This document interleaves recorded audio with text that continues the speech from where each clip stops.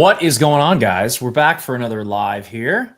Evan, is that a new setup, dude? Looks No, I'm great. just standing up today. Let's go. Me too. I always got to stand up for these lives. Make sure I'm alert and aware. Ethan, Yeah. what you got over there? You got an energy drink ready to roll? Afternoon caffeine. Let's go, baby. Welcome to the live, guys. We're back. If I'm looking over here, I'm looking at Instagram. We're on Facebook, LinkedIn, YouTube, Instagram. We're going to answer any questions you have around scaling your video business. So with that being said, drop those questions down below. Let us know what kind of questions you have, what you're running into, how we can help. But we'll get it kicked off with a couple of topics. Evan, you got any topics or things you want to go over, things that have been top of mind, and then we can get us started there? I mean, I had a kind of common theme in yesterday's call, which was kind of around the topic of like being a perfectionist. Yep. Right. And we were talking about like I was trying to just like lay the pathway for the future when we were talking about like ads specifically. Right. And it was like that stuff is going to be like an ever going cycle. Yep. Right. And it was like, there's nothing that will ever be perfect. Eventually you'll find an ad that will work, but that even in and of itself will have to be changed and tweaked and iterated on. So it was a very common theme in my call yesterday, which William from the program also was like, yeah, when I realized not to try and make it perfect, when he kind of was like, yeah, throwing into that fuel that like, don't try and make it perfect. Don't I think a lot of people struggle with that. They're like, it has to be perfect. Creatives go. do that. Like, done is better than perfect. Yeah. It's like you gotta just let it. You got to get it out there. You got to start testing. And we always tell people when we're testing ads, it's like start with something that is like film the ad on your phone, film it with your camera, and don't edit it a ton. Right? Mm-hmm. Test to see if the messaging is actually going to work before you start. Going crazy and putting these crazy edits on it and doing all these crazy things, right?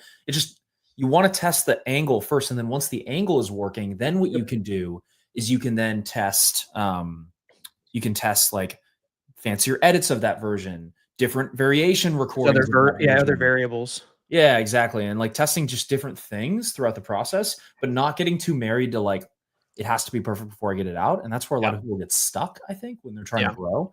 Overcomplicated for sure. Yeah, and something that's been top of mind too, when I look at people's businesses, I'm like, even with clients we work with, it's like, I am very much a theory of constraints type of person. That's how I believe you scale businesses, right? And when you look at it, it's like the theory of constraints, you want to look at what is the main thing that if I solve this one thing in my business, everything else will be easier, right? And we have a client that's getting really, really good qualified leads, but they're struggling to close a little bit. And, they're like, oh, maybe I need to launch into a new niche, or maybe I need to change my ads. It's like, well, let's hold on a second. Let's take a look at what's actually happening here. And it's like, okay, the leads are good. Are they qualified? Yes. Do they have money? Yes. Are they the right avatar? Yes. It's like, okay, well, then that's a sales problem, right? And Ethan and I were talking about this earlier.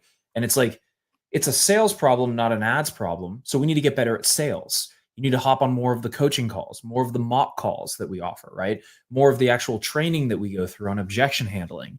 And it's like, that is, if you solve that one problem, everything else in the business becomes easier, as opposed to just like focusing on changing the ads or something that doesn't work.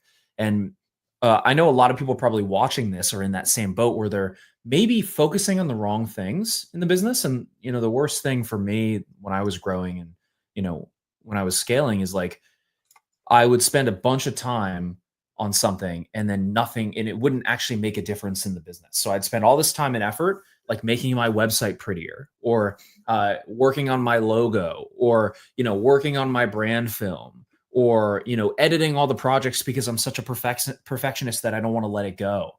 Right. And it's like, those things don't actually grow your business. You just get burnt out and stuck and you don't really know why. You know what I mean? Yep. I think a lot of people go through that. And if you guys are watching this too, drop a comment down below. Let us know like what your like actual bottleneck is and what you think your bottleneck is. And then we can kind of talk you through what that next thing, what you should actually be focusing on if you give us some context for your situation. That's what we're here for today. So if you have a bottleneck, if you're not growing, give us some context on the situation, and then we're happy to give you guys some feedback on what you should actually be doing there. But I guess Ethan, Evan, what are some other bottlenecks people experience? What are some things people struggle with? I would say like sales, like Sales. you like niche hopping. Just Yep. if one, if they're running into sales issues, or what they believe is a leads issue, it's Yeah. probably not a leads issue. It's probably a sales issue. Yeah. You don't need more. You don't need more leads. You need better leads or better sales. Right. Exactly. Yeah. And if you're talking to the right type of person who has money, right, then it's oftentimes not a lead problem. It's a offer problem or a sales problem. And it's figuring out which one of those is it and how do we fix that so you can actually close more deals. Right. I think you said something interesting there too, where you said niche hopping. Like, why do you think people change their niche when they are like running into the same struggles over and over and over again? Like, what do you think causes that? I think if they get into kind of a rut where maybe they're not closing deals as often as they'd like, every 5, 10, 15, 20 leads that they talk to, home service must not be a good niche to go after. Where, like you were just saying, if the leads are qualified, then it's a sales issue. It's not a niche issue, because as long as they're qualified, it doesn't really matter what the niche is. Yeah, exactly. And I think sometimes people think the grass is greener somewhere else when it's not usually. Like, you just have to because what's going to happen is you try to scale in one niche, you can't do it. So then you go to another one, but then you scale up to the point you were at in the other niche. And now you're just at the same problem again in a different niche. Right. So it doesn't really make a difference. It's more about you have to do the hard work. You have to do the boring work, which is figuring out what is the actual bottleneck and how do I get better at it. And I think a lot of us don't want to confront the problem because we're like, ooh, that's a lot of work. It's scaling a business is not easy. Not a lot of people do it. Blaming something else. Exactly. My sales process and the grass is greener where you water it. Yeah, exactly. And I'm a firm believer of that as well. It's the grass is greener where you water it. But yeah, you have to have if the leads are qualified, you're getting calls, you're getting people booked, then it's a how do I get better at portraying the value of what it is that I'm actually doing, as opposed to just getting on the phone and hopping on and giving them a price, right? Someone said a bottleneck for me is how to turn followers or viewers into leads. That's from Motivate Impulse Media. So if that's the issue, then, and Evan, maybe you want to hop in on this as well, but it might be that the content that you're posting doesn't actually resonate with those people at all.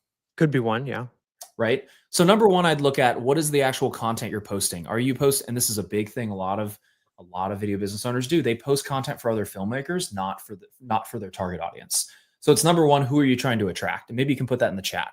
Who is your ideal client? Is it medical companies? Is it home service companies? Is it any type of business? Is it what is it? And then are you posting content that would actually attract those people and make them want to learn more? Because that's the first thing.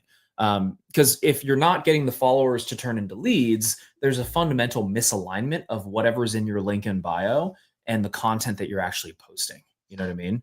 So that's the first thing I would look at. Anything else you'd look at, Evan, if that was the case?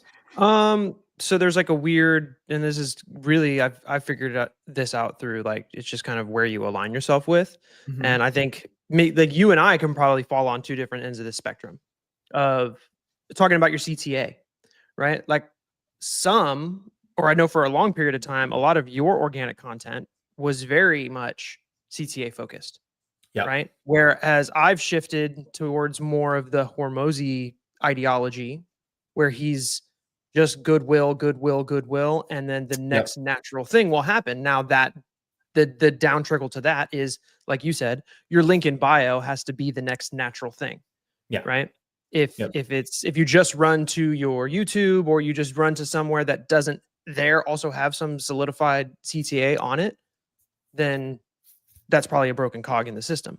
Yeah. So you can look at those and just figure out which way you want to go. But that's I think a healthy mix is always good, right? So you have you have the value content. So your profile, if you're trying to attract people with organic content, has to have a percentage of value driven content where there's no CTA. And then you have some of those CTA sprinkled in there, right? Yep. It's you do every 2 or 3 posts, you do a CTA, right? But even though my philosophy has changed, because it's even though you have a CTA, if you're offering them something of value, like a free lead magnet or a free training, you're still building reciprocity because you're not really asking for the sale at that point.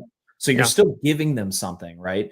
but you're getting their lead contact info by setting up a mini chat, having them comment a word on your reels, and then Yeah. turning that into a lead, right?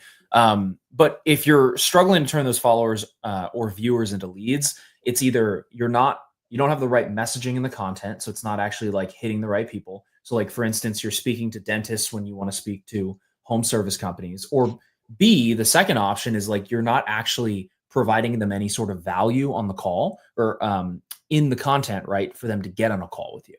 And so maybe it's just the content's not that good. Maybe look at like, Or it are could you be too actually vague. offering things? Go You know, ahead. it could be too vague in Yeah, general. it could be too vague. right? Exactly. So that's another thing you can look at. It's usually just a content audit that you need to do at that And point. then what I would do too is just start running, like take some of the top performing pieces of content you have, test them as ads, right? Run them as ads, because then you're paying to get the reach to that person as opposed to waiting for the algorithm to boost it, is always my philosophy there.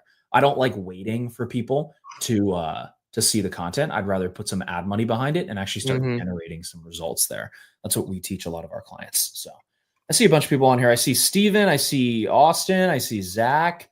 If you guys are just joining us, we're talking about the theory of constraints and what bottlenecks video business owners actually have. And so if you're joining us, let us know what sort of bottlenecks are you running into? What do you feel like is keeping you stuck? And then we'll help you kind of identify what that main one or two things are that you need to be focusing on to actually get more clients and grow the business. And I know Krasad's on here, medical professionals and law firms. Absolutely. I know you're working on your free to case study as well, which is great. But what are some other kind of like main bottlenecks people run into that you guys see? What are some things that you're seeing? Because it's usually like once we fix lead flow, then it's a sales problem, right? Once you Yeah. fix the sales problem, then it's a fulfillment problem. It's like, okay, Yeah. now we have too many clients. And then we run out of time. And then we have to hire people to buy back that time. And then we just slowly keep growing the front end to get more leads and more clients, as long as we're doing a good job on the client side, right? And we're Yeah. turning those into Yeah. happy customers. I'd say just in general, like running a business, you know, understanding that things are a process and not just an event. Like, Yeah, that's good. You don't put out one ad set and leads start flowing in. Like, Yeah. it may just totally bomb, and we got to put it, you know, got to put more ads out. Or just because you have a sales process doesn't mean you're going to close every single deal that comes Right. up. Yeah. And I think the other thing too is like you said, it takes time, and it always takes a little bit longer, and it's always a little bit harder than you think it's going to be. Yeah. And I have an example of like Max Engage, one of our successful clients, right? Before they had that $73,000 day where they closed $73,000 in one day, Max came to me, and I hope he doesn't mind me sharing this. And he was like, "Hey man, I think I want to turn off my ads. I think I just want to shut this thing down. I don't know if I want to do this anymore." And it was because he was hitting roadblock and obstacle, and he was solving problems. And it wasn't fun, right? Business is sometimes just not very fun when you have to solve a bunch of unfun problems. And I said, "Look, man, let's stick it out. Let's look at these leads that we're getting. Let's take these sales calls." And literally the next day, he turned that into $73,000 in deals. They've gone on to now they're generating $40,000 a month. They've generated over $300,000 in video deals after working with us. They're still working with us in our program. And they've grown that business to a point where they absolutely love the business, because now they have money to hire people to do all the stuff they don't want to do in the business, right? But it all came from that decision of like, I'm not going to give up. I'm not going to stop.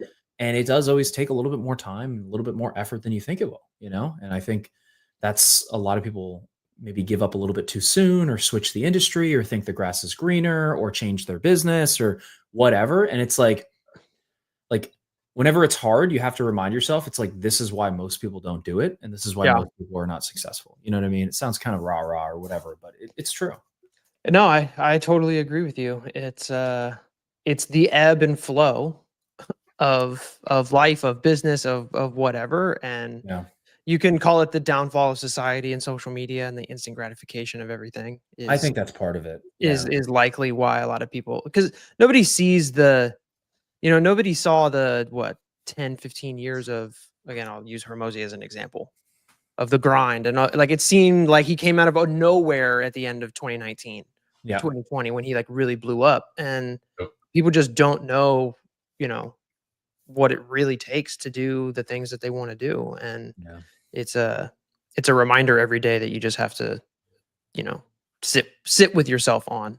I think social media is a big part of it because we are used to getting things. So everything is so easy in life right now, right? Right. Yeah. And it's like the things that are not are growing a business, getting in shape. Like those things are things you can't instant gratification Hmm. yourself to, right? And I Hmm. think sometimes when we're not, getting the results we want, instead of solving the hard problem, we decide to just switch. And there's nothing wrong with that. I've seen a lot of people I know do that. I have good friends that are constantly switching businesses all the time, right? I'm not going to say who they are. But it's like the thing that's going to make you successful is sticking with the one thing and going all in and figuring it out, because it's kind of like business is kind of like this like maze, right? And it's like you're going through the maze, you're trying to figure it out, and then you hit a roadblock.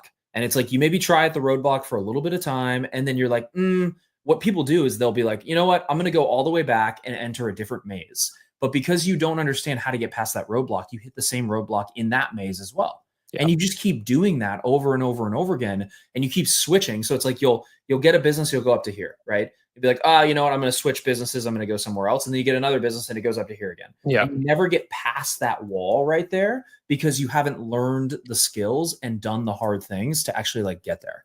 You know what I mean? So it's like you have to figure that out and get past that bottleneck, and then you know how to scale. It's like, if you're trying to grow a business and you can't get yourself out of sales, and you can't hire a sales team, you haven't figured that part out yet, right? Then switching businesses is not the answer. It's getting help figuring out how to grow the sales team. Because if you go start Right. another business, you're going to get that problem again. Yep. It's like you still got to sell. And Yep. all the selling's on you. And you're going to hit that ceiling, and then you're going to switch again. And you're going to hit that ceiling, and you're going to switch again. And then if it's like same thing with leads, if you don't know how to get leads, it's like it's not the niche. It's usually you just don't know the skill, right? Yep. And these skills are like little bricks in the road to get you to where you want to be at the end of the day. Yep. I heard a good quote the other day. You guys might have heard this before. It's like I forget exactly how it was worded, but it was like the keys to the success that you're looking for lie within the work you're avoiding. Yep. Exactly. And that's, there's a bunch of iterations of that, but like we're talking about, it's just, you have to, once you hit a roadblock, you can't just take a left turn and go somewhere else. Like you got to push through. Well, and a version of that too is like the business you love and the money you want and the life you want is all on the other side of the hard problems that you're avoiding and you don't want to solve. It's not fun, right? Hiring a sales team is not always fun. Hiring and training people is not always fun. But once you figure that out, you move to the next thing and you start to buy the time back. You get leverage on your time. And to kind of move into that topic, it's like leverage really is the way that you make more money. Because like we have how many people on our sales team right now, Ethan? Five. Yeah. So we have 5 people selling full time, right? And so like, even if I wanted to, if I was the best salesperson in the world, I couldn't outsell my 5 salespeople because there's 5 of them. Yeah. I'm one person, right? So like you get leverage through, I forget it's like the 4 different categories. I know Naval Ravikant talks about it a lot, but it's code, media, people, and capital. And it's like you can get leverage by having money. You get leverage by having people. You get leverage by having media, recording a video once. Plenty of people see it. You get leverage by having code. And for this instance, like we're in the business of having people as leverage. And so like you buy another 24 hours or another, people don't work 24 hours a day, but like you buy like another 10 hours a day by hiring that next person. And I think a lot of people just don't scale because they get to this point where they're so overwhelmed and busy all the time. And they're in a pain, as Dan Martell talks about it. It's like they're in the pain line. They're hitting that pain line, right? And they won't go further because they're like, I hate my life. I'm so busy all the time. I'm always editing. I'm always shooting. I'm not charging enough. I feel like I just can't get to where I want to go. And so they're like, you know what? Maybe running a business isn't for me. And then they give up, right? But that's not the problem. The problem is you didn't charge what you're worth, hire the right people, buy the time back. Cause like you can make a lot of money and not do a lot of work. Like that's allowed. And I think maybe some people don't think that. I don't know what you guys have thoughts on about that, but it's like you can make a lot of money and buy your time back and have other people do the things you don't want to do. Like there's nothing wrong with that. And like there's other people who can do things just as good as you can as well. And I think a lot of people get stuck in that, like, well, no one can do it as good as I can. It's like, even if that was true, it's not really serving you because then you just don't let anyone else do anything for you. You know what I mean? There's No, probably people who totally. are better editors than you or better shooters. Oh, I know there is. There are for me. My work is okay. I'll be honest about that. My work is not the best, but that's okay, right? I want to run a business. I want to recruit and find the best people. And to tie it back to, it's like it's always the Super Bowl analogy. It's like you're not going to win a Super Bowl with one person. Right. You're going to win a Super Bowl with a winning team. So Yep. your only job as the business owner is to recruit and find the best talent, for your business, and that's it. And like that is your only job. That's your only value, really, as a business owner. It's like, how do I recruit and find the best talent, and how do I keep that talent, motivate that talent? And you want to think about yourself as like an NFL coach. It's just like, how do I find these people and keep them and grow them and scale them and grow them as people and get, the most out of them for the business and for themselves? And how do I just keep leveling up and being a really, really amazing leader? And that's where you have to shift that focus from like, I'm a freelancer to I'm a leader who's going to attract and get other people and grow them up within my business. Right. So Yep. That's my rant. But any thoughts on that, guys? While I rest. No, dude, I think you hit the nail on the head. I mean, it's all about the boring work, or not even in the boring work, because I think, like we were talking about before, like I think a point comes before the boring work for most people of the roadblock. Yeah. Right. Like identifying the roadblock, and like once you flex that muscle of like going through the roadblocks, the blockade becomes less and less every time. Like first it's a concrete barrier or a wall, and then it's a concrete barrier, and then it's the little plastic thing, that the police put out or what. It just becomes less and less over time. And that allows you to flex that muscle. It makes it a little bit easier to make that next choice decision, whether it's go left or right. You make it faster, whatever it build is. the confidence because you're like, I've solved problems before. Yeah. And that's really all we are. We're in the business of solving problems. I saw someone I follow who got their account, like Instagram account, restricted or whatever. And they're like, for a second they were down on themselves, but then they're like, you know what, I'm going to figure this out. And, we are in the business of solving problems as entrepreneurs. That's it. Yeah. That's all we do. We are problem solvers. And Yeah. like, that's what we signed up for. So Yeah. couple more minutes here, guys. What questions do you have around scaling your video business? We've worked with over 500 video business owners, this team right here, us three. So if you have questions around how to scale, how to get clients, Ethan's going to be your guy for offer, sales, pricing. He's consulted all of our top clients on getting more clients, closing huge deals. So what kind of questions do we have around scaling? And we're happy to answer those for you. If you're on Instagram, drop us a comment down below. If you are on YouTube, LinkedIn, Facebook, go ahead and drop us a comment down there as well, and we will answer anything you guys have. Could be around pricing, could be around switching from one-offs to retainers. It could be how to get more leads, how to set up an inbound system, how to hire a sales team, whatever it may be.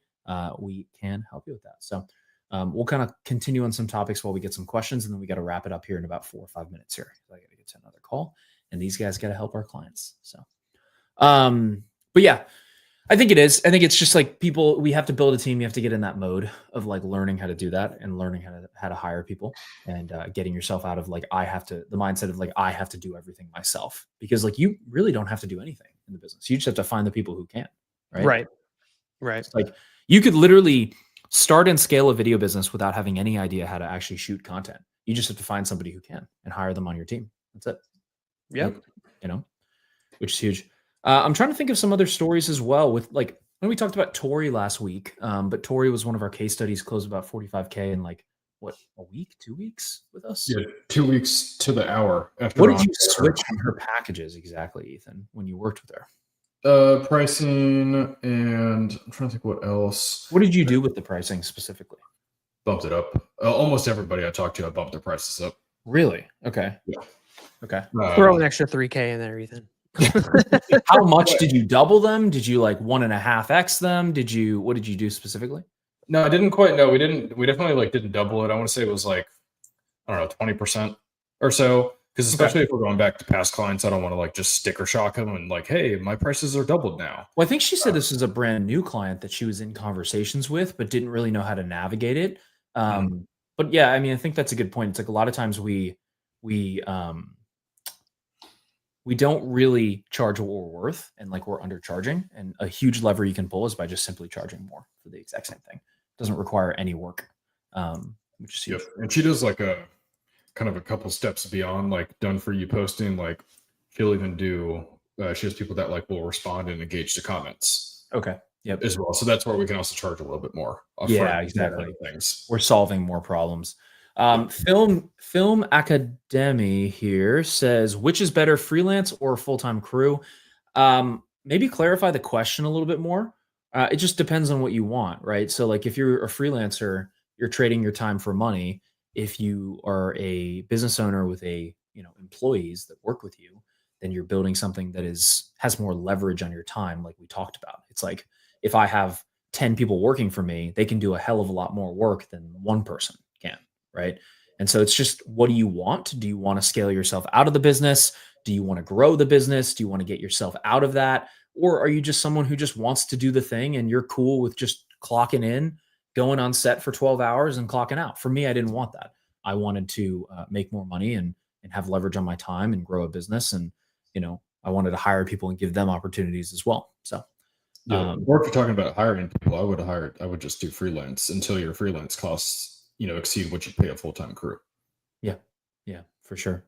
Yeah. It just depends on your goals. Let's see what other questions, guys. We got, grow the business. Someone says they want to grow the business. How can I get from the startup, also get retainers at the same time? Maybe clarify that a little bit there, but I think you mean like, how do you start up? That's a little bit of a longer answer, but we have to figure out what's the niche, right? Who are we going after, build an offer, and then we have to start approaching people and selling that offer and having conversations. That's really what business is at the end of the day. It's how do I solve this person's problem? And that's it. Like, it's how do I talk to people? How do I solve their problem? And then how do I charge money to solve that problem? And you just happen to solve that problem through content. Let's see. I got one more question. I'd like to know what your pricing starts at for helping people grow theirs. Yeah, for sure. So everything we do is custom. If you want to learn a little bit more, below this on YouTube, you can book a call with our team. They'll kind of figure out whether or not we can actually help, because we aren't for everybody. We're really for people who've already had a couple of clients and they're looking to scale. But there's also some free resources in there if you want to go ahead and book a call and schedule a demo with our team. We can see if we can help. Let's see. I think that's pretty much it, guys. That's all I got. I got to run. Good live today. Let me know if you guys have any questions. We'll be back here on Thursday, and then I'll be dropping some YouTube videos for you guys as far as training in the next couple of days. So with that being said, if you want to learn more, click the link below, schedule a demo, and we will see you guys in the next one. See you guys. See you guys.